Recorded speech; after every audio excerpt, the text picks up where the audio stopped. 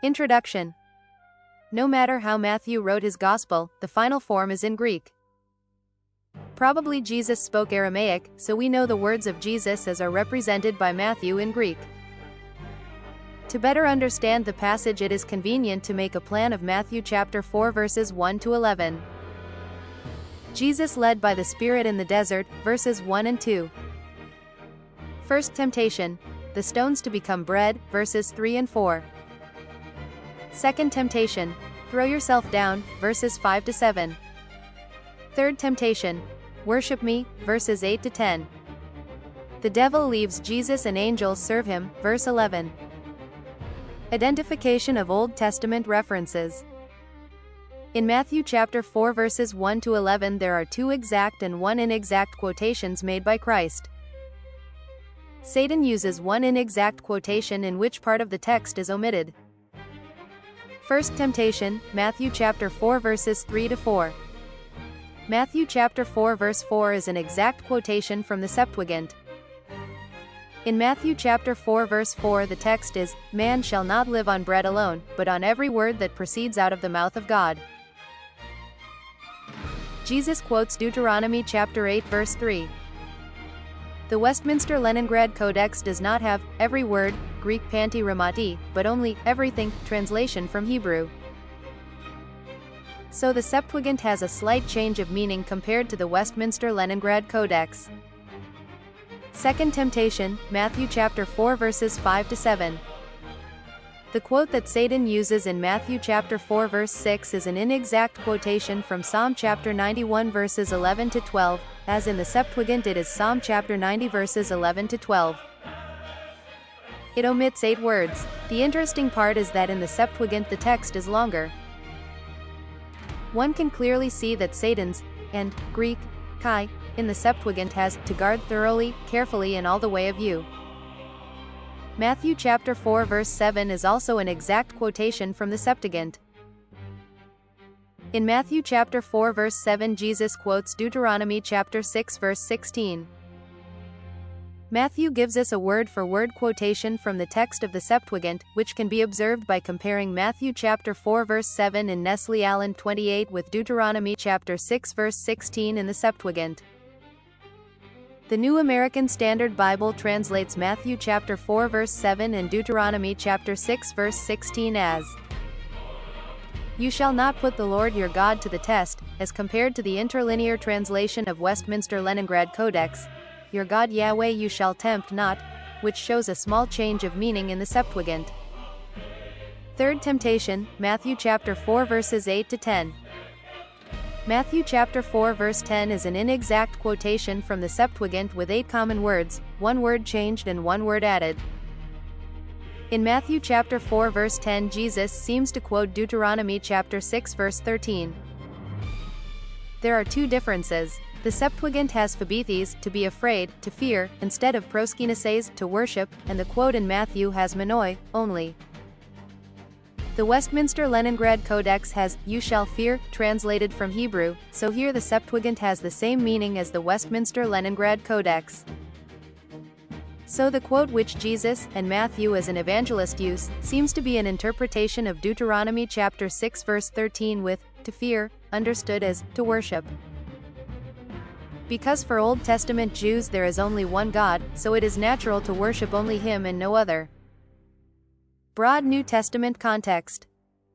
The temptation is part of the synoptic tradition, Mark chapter 1 verses 12 to 13 and Luke chapter 4 verses 1 to 13. Mark just mentions that the Spirit led Christ in the desert where he was tempted by Satan in 2 verses, and then continues with the ministry of Jesus, like Matthew. Luke also puts the temptation after the baptism but inserts the genealogy between the two. Then Luke continues with Christ's Galilean ministry. One may conclude that the temptation follows Christ's baptism and is in the start of his ministry. The temptation of Jesus is placed by Matthew right after Christ's baptism by John the Baptist and a voice coming from heaven, "This is my Son, whom I love, with him I am well pleased." Matthew chapter 3 verse 17. After the temptation Matthew continues with the imprisonment of John and beginning of the preaching ministry of Christ. The Old Testament context, broad and immediate. The commandments in Deuteronomy chapter 6 to chapter 8 follow the 10 commandments in Deuteronomy chapter 5 verses 6 to 21. They are given to Israel to be observed in the land about 40 years after the giving of the law in Exodus. See Deuteronomy chapter 6 verse 1. In Matthew chapter 4 verses 1 to 11, Jesus quotes Deuteronomy chapter 8 verse 3, 6:16 and 6:13. But later in his ministry Jesus sees in Deuteronomy chapter 6 verse 5 a summary of the law. When asked by a scribe which is the greatest commandment, Jesus answers that it is Deuteronomy chapter 6 verse 5 and Leviticus chapter 19 verse 18. And on these two commandments hang the law and the prophets. In a broad perspective, Deuteronomy chapter 6 to 8 is then very important for Christ. First temptation, Matthew chapter 4 verses 3 to 4. The Old Testament context of Deuteronomy chapter 8 verse 3 is about Israel in the desert that is fed by manna. Just like Israel, Jesus is alone in the desert and he has to depend on Yahweh. Satan knows that Christ is the Son of God, so the temptation consists in using his divine power to turn stones to bread. Jesus uses Deuteronomy chapter 8 verse 3 to make a counterargument that he will depend only on God and refuses any food. Using the Septuagint, it is a dependence not on everything but on every word of God, Greek rhema.